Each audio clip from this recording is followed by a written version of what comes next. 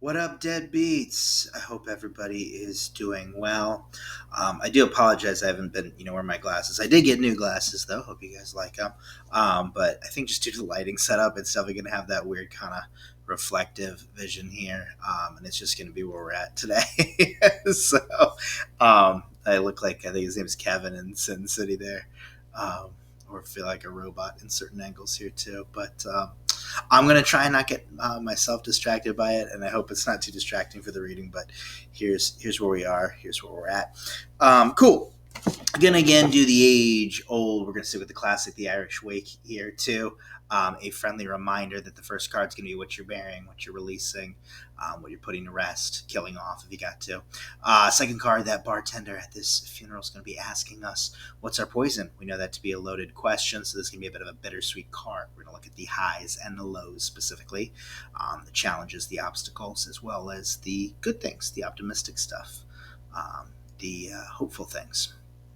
And then last but not least, we're going to find something to toast, celebrate moving forward here too. So, sound good? I hope that's cool with everybody here.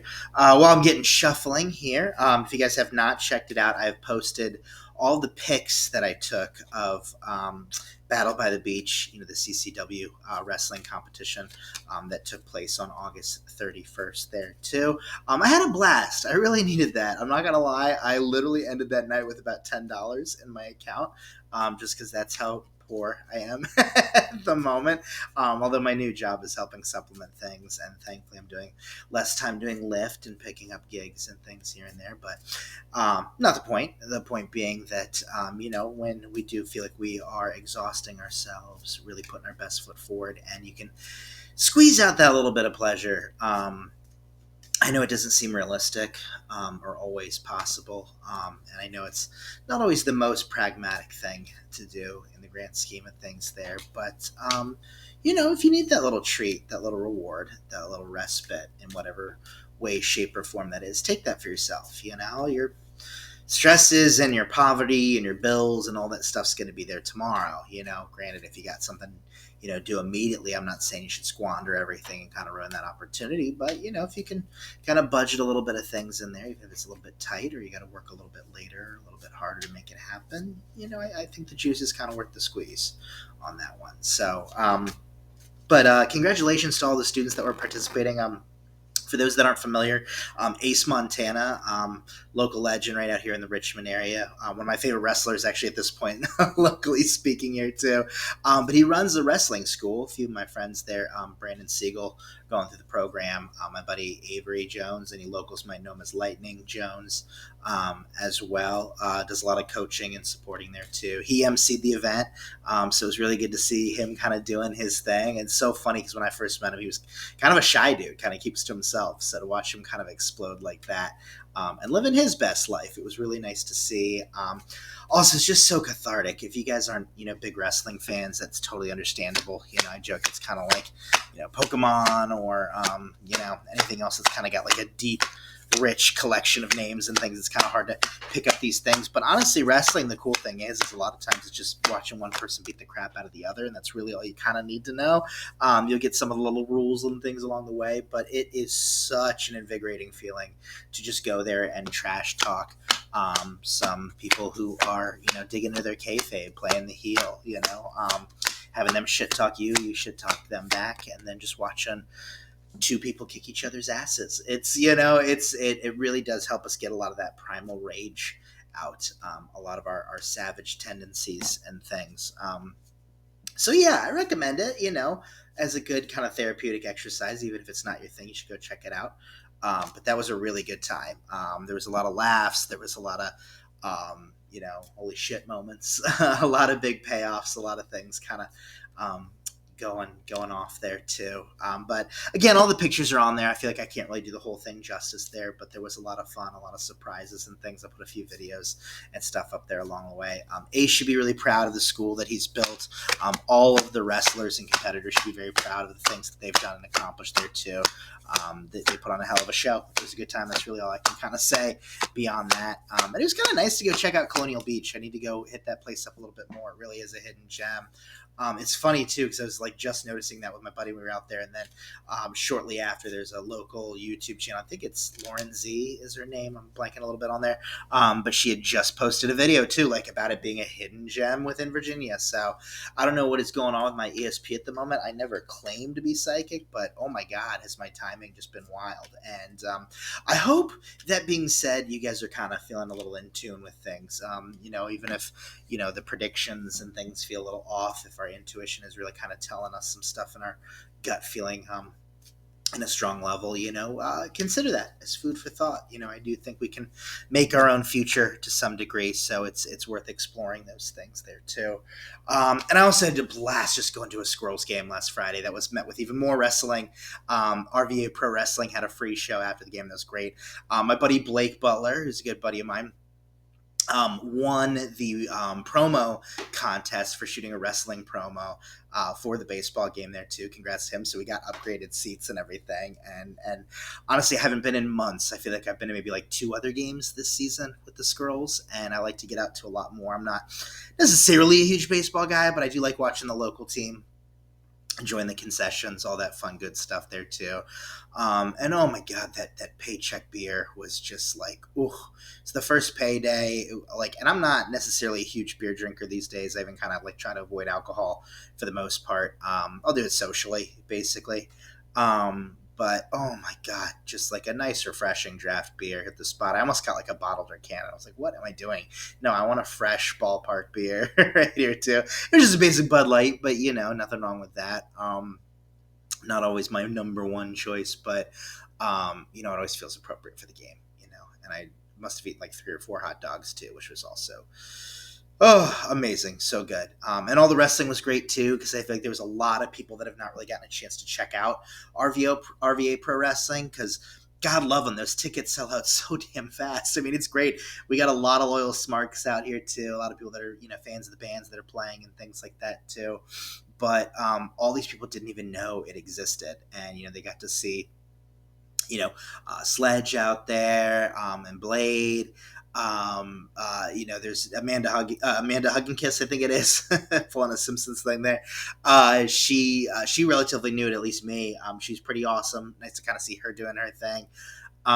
Avery Jax is always a good time too. Flip has been like, I love his whole scene, man. He kind of does like the wiry little guy thing, and he does, call him Flip for a reason. He will literally like fly through the air for the most part. But I love that he has no problem getting his ass kicked like in the ring by like multiple competitors, and then will still just kind of like come back. It's kind of this like Rocky type deal, and I love it. But yeah, I mean, everyone was out there, man. Lips. Me and my buddy Blake always like to give Leo Kirby a hard time with his stuff on there too. But it was just great. I apologize I can't name drop everybody here, but go check it out. Go see what went down there too. I wasn't able to get many pics at that, but it was really just nice to see all these families and these kids and all these people that haven't had a chance to experience these wrestlers do their thing. And chef's kiss. It was beautiful. Definitely we're all cheering for the RVA locals because it's what you do. You know what I mean? There are faces. So here for it all. People learned about clap them cheeks, as well as boo your loafers, which is the G-rated version we gave it. But we all know it's fuck those loafers. And for real, fuck your loafers, Leo. But anyways, I digress. But dropping this recording a little bit late, relatively speaking, but 9/9 was very recently, and that is kind of the Virgo's gate. Last month we had the Leo's gate on there too, and it was interesting too because I've only really known about the Leo's gate, and again I've been pretty narcissistic about my horoscope stuff, especially just exclusively my sun sign for a long time. That it's nice to kind of open my eyes to all these other things, and in the same way we like to chart what the moon's doing when crazy things feel like they're disrupting or upsetting you or causing all these issues. It's nice to know what kind of gates and portals and things that we're kind of going through here. So we have the Virgo portal, and when I looked into it, and granted I'm going to continue to do research on these things a little bit deeper, but just at the surface knowledge, a lot of it was about kind of manifesting on there. The 9 of Cups, especially as like a wish fulfillment, that's a manifestation card there. It's got the 9 of September 9. ninth day as well there, obviously. And, it was also about kind of like a lot of release and completion and alignment. And, at first glance, I was like, what? Does that really feel like that's kind of that Virgo energy there? But I think it is. If we're getting our affairs in order and we're tidying up and we're getting things nice and clean, I think that manifestation is sort of completing that process for ourselves there. I think that alignment is finding that healthy balance for ourselves that works within these things, getting that control, getting these things, not from like a control freak standpoint, but just kind of getting a handle on things, I guess is probably the best way to put it there too. And it's so funny. I feel like I've been running late all the time, and I feel like I've been working my butt off. I'm working diligently, staying focused, really, really giving everything my all at the moment. Kind of going through like a workaholic phase, which is very rare for me, to be honest with you. Um, but I've been feeling all those energies, and I think it is maybe that idea that if I'm feeling like I'm kind of missing deadlines by just this much, or forgetting things, or working through this, that I think it is important to take that moment of pause and reorganize and regroup and focus. And I think sleep is a big part of that too. I'm really trying to make sure I'm getting more sleep. We're heading into the winter seasons where things are getting a little cozier.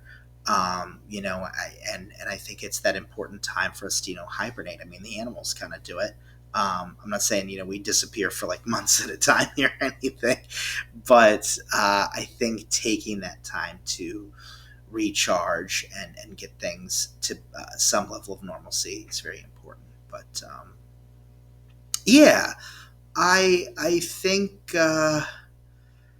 I think that we'll kind of keep these things in mind, completion, alignment, and manifestation in today's reading. I think that's a good way to kind of put the focus here, I guess, is what I'm getting at. And we'll kind of channel what else we can kind of glean from that Virgo portal here. But at the end of the day, I think it is that sense of manifestation, completion, and alignment. We'll kind of put that in the focus here. So first and foremost, we got the Queen of Cups. I like this. Again, I'm sorry it's a glare city today, guys. I hope you can see that okay. But yeah, I mean, I like the Queen of Cups here too. Sorry, I realize that's a very interesting way of putting it, but no. I mean, I'm always partial to the Cup suit, even though just my moon sign is really the only one that's really kind of got Cup energy in there too. I'm a Cancer moon.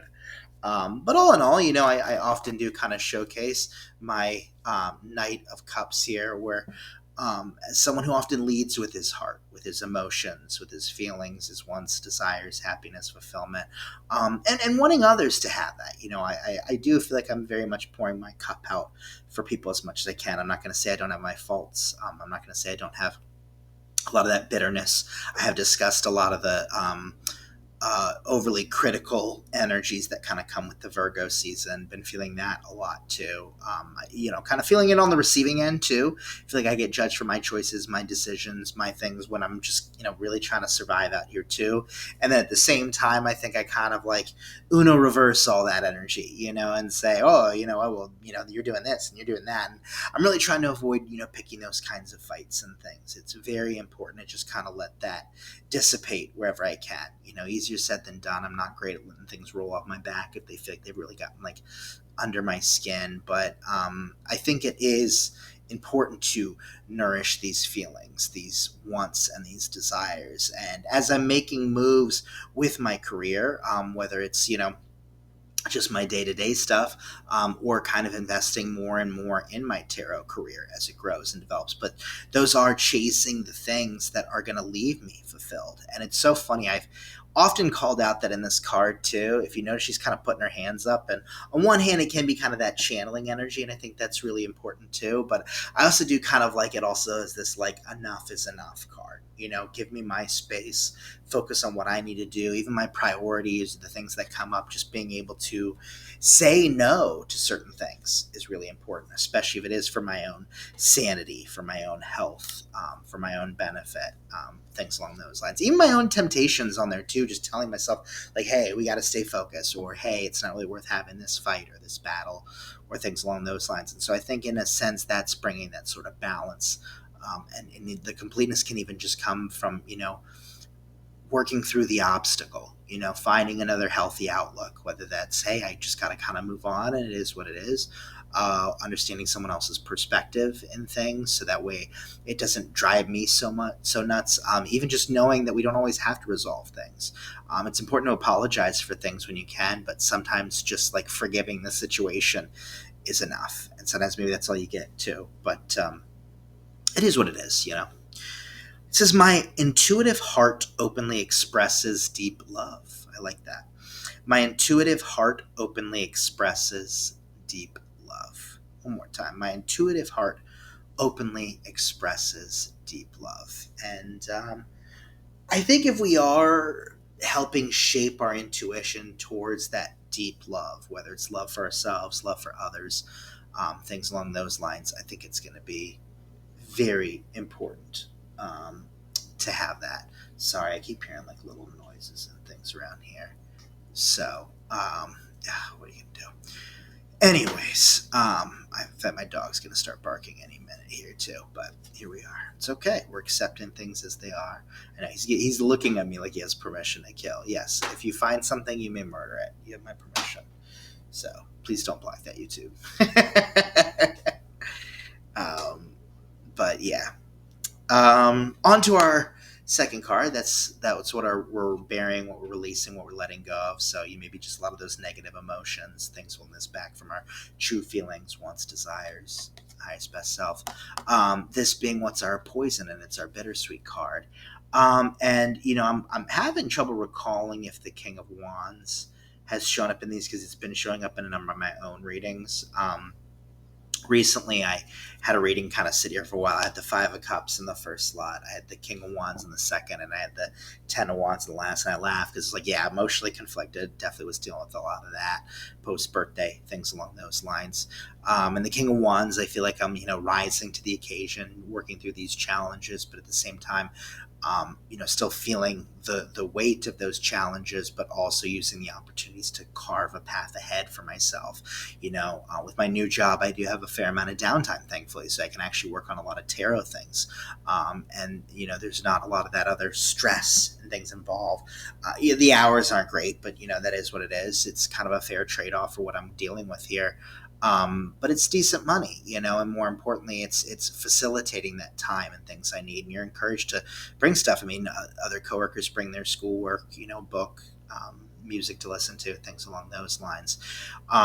And so I guess what I'm getting at is, it's me finally taking the reins on this. I have no excuse. I could just continue to watch, old Simpsons episodes while I'm at work and, twiddle my thumbs or, the doom scroll through Instagram for like the 1 millionth time. But instead, I'm developing ideas. I'm hopping on Canva. I'm crafting things. I'm putting my best foot forward with these things, because that King of Wands is a leadership card.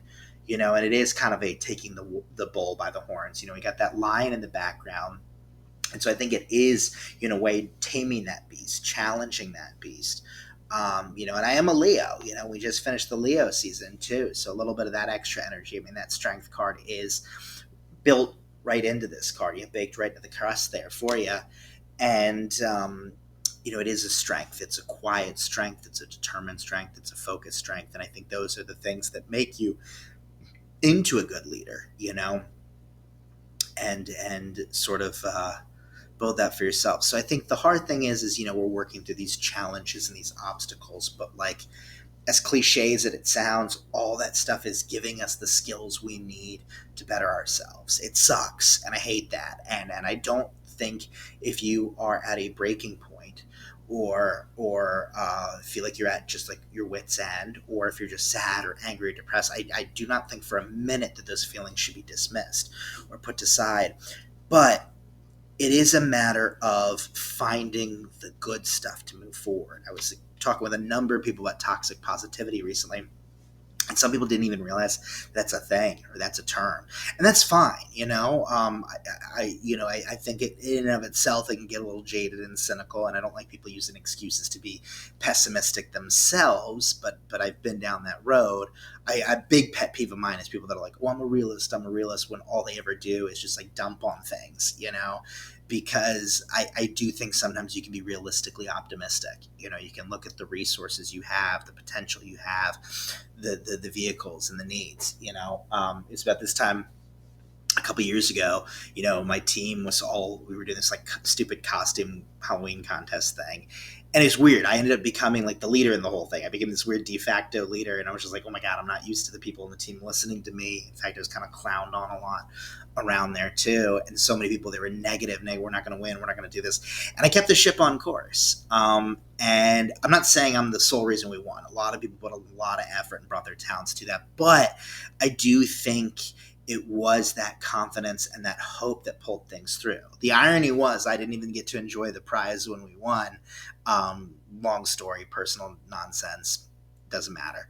But the funny thing is that I got to be right, not even from a sense of like smug satisfaction, but just reminding people that, you can look at the bright side, you can look at the positive.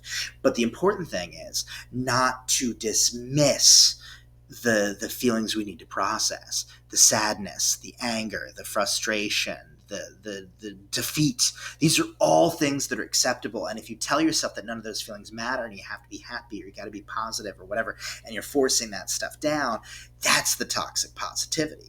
People ask me, well, can I be grateful for stuff? I was like, absolutely, you should be grateful. But I think if that gratitude gets thrown in your face, like you're not being appreciative of stuff when you're dealing with real problems, that's when it becomes toxic. That's when it becomes problematic. But I do think if you rise to the occasion and again, kind of, tame that inner beast, I think it is going to pay off in such a big bad way. I don't always want to pretend like there's every rhyme or reason for stuff that happens, but I do think we have the potential out there. And the wisdom we seek also seeks us. So it is a matter of maybe migrating ourselves, keeping our eyes peeled, never stopping that hunt, that search, those things along those lines. But and our circumstances will be what they'll be, and it's very challenging when they're debilitating. But if we keep our eyes on the prize, I think that will pay off for us. I really, really think it does. Even if we got to kind of Shawshank our way out, crawl through those 2 miles of shit, but we will come out smelling sweet as a rose. Even if we just take those baby steps, even if it takes a while to manifest. Because we are talking about this manifestation stuff here, aren't we? All right. Passionate and heart-fueled, we build this empire of light together. Ooh, I like that. That complements that Queen of Cups very nicely, too. Passionate and heart-fueled, we build this empire of light together. One more time. Passionate and heart-fueled, we build this empire of light together. So wonderful, so beautiful. All right. We got this heart card with our Queen of Cups. It's lining up. It's fun. All right. Last but not least, we got the Death and the Rebirth card. There we go. I'm so sorry. These glares are driving me nuts. It's a different time of day, I think. But anyways, yeah, I like this one, especially because this card specifically emphasizes the rebirth component of death, to put it at ease. Everybody's so afraid of this card. So many people are like, I don't want to know when I die, when I get my tarot reading. Like, well, then maybe we don't ask that. And two, I'm not going to begin to try and dissect someone's timeline or date of death or put that sort of fear or paranoia in there. But so many faiths, so many religions believe in this afterlife or this existence when we're gone. And even if you want to look at it from an atheistic standpoint too, I mean, our body dies and puts more nutrients in the ground and kind of keeps that circle of life and things going. And, even if it's just the legacy you leave behind, the things that you put down there, the roots that you put into place, that create a sense of immortality, that in of itself is a powerful energy. And I love this. And it also even has the, I don't know if you can see it, the infinity symbol is right there in the middle too. And this is major arcana, so it's a bigger part of our fate, our destiny, our path forward on there too. And it helps us find that new life. And I think we are going to kill off a lot of these old ways of thinking. And I think that's a lot of that completion, that manifestation stuff is shedding like a snake letting go of its skin. I mean, even my dog, the other day, he's a mini Aussie, and he sheds a lot. And it was funny. I was like, oh, I need to take him for a trim and do all that. And my friend reminded me, she's like, honestly, you can comb a lot of that stuff out there too. And oh my God, I almost combed like 3 dogs worth of hair right out of it too. And it is refreshing. It is shedding off all this stuff that's weighing us down, making us feel uncomfortable. And I keep looking back. I'm like, look at you, buddy. You look good. I'm proud of the job that I did too. Yes, can use a little more work, and believe me, I'm going to take it to a professional once I get my own finances together. But it was a nice sense of accomplishment, And I think sometimes we can even channel that in there. I'm a big fan of cleaning my bong, cleaning the apartment. The death card itself is followed by the temperance card, which does bring that balance and that alignment and things on here too. So I think once we've let these cycles close, then we're ready to begin again. Then we're ready to start that new life. And again, if we're building this on a foundation of, the heart, happiness, satisfaction, fulfillment, and things there, and nurturing that with the divine feminine, which is also creation energy, creating that new life, creating that new world, but again, really going for those things that leave us happy and fulfilled, and being wild enough to take charge and make these things happen, and know that we can overcome these obstacles to find that fulfillment, that happiness, that joy, that good, healthy, emotional energy, then I think everything else will die off. It will end. It will reach its natural conclusion. And sometimes just surviving the battle is enough, And when we've been through those sort of challenges and tragedies and obstacles on there too, we do feel invigorated by the whole thing. And I think that's important to witness, But big part of growth, development, I allow myself to let go of the past in order to add energy to new beginnings. What did I say? It's releasing the past, these problems, these burdens. I replay a lot of things in my mind. Here I'm even kind of talking about a little bit of drama and things that still drives me nuts, old coworkers, old toxic energies and thinking. And granted, all that stuff led to me doing tarot in the first place, It was realizing that unfortunately the 9 to 5 probably isn't for me. The corporate world isn't where I want to be. It's nice to have the PTO. It's nice to have the insurance. And I'm certainly not picking on people that want that life and want to go after those things. But I know for myself, it can't be the end all be all. And I don't think anything in your life that's not, putting into your cup the way you're putting into theirs, then try and cast that off. If you can heal it, heal it. But if you got to move on without it, that's fine too. Big part of the death card is acceptance. And sometimes we got to accept things. We don't have to accept everything. Don't completely accept your circumstances if they're not right for you, but do accept the little things that you can't change, and even if that is just that releasing of old energies, which is a big part of this Virgo portal, just let it go. We're doing this Irish wake. Again, what are you releasing? What are you bearing? What are you killing off? Decide that for yourself. And nourish the good stuff. Enjoy it all. Alright, if you guys feel like liking and subscribing, I'd appreciate that too. Tell your friends. Really want to keep this channel going and things. Follow me on Instagram for more things. You can also see different events and things that I'll be at. If you are in the Richmond area, I believe on the 25th, I'll be at Flower Rama, where Doe Eyes will be performing. There's another performer whose name escapes me right now, and I do apologize for that. But yeah, nice little backyard event for kind of this local acoustic scene on there too. Then on the 26th, I am going to be...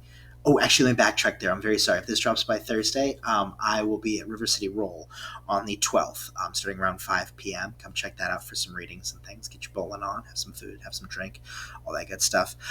Then on the 13th, I'll be back over at Passion Project doing readings all day starting at noon, so come check me out there. $15 readings there, 3 cards. Got 10 at River City Roll. And yeah, then from like the 21st to the 29th, I'll be at Cut and Run Vintage / Studio 3 for a lot of their markets and things they've got going on from like 11 to 5 for pretty much that entire stretch of time. I'll be back at the Poe Museum on the 26th, miserable time from 6 to 9, and I'd love to see you guys at that.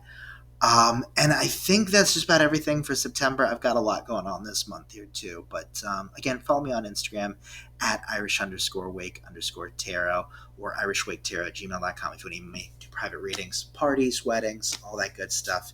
You guys know where to find me. And if you feel like donating, I got my Cash App and my Venmo below.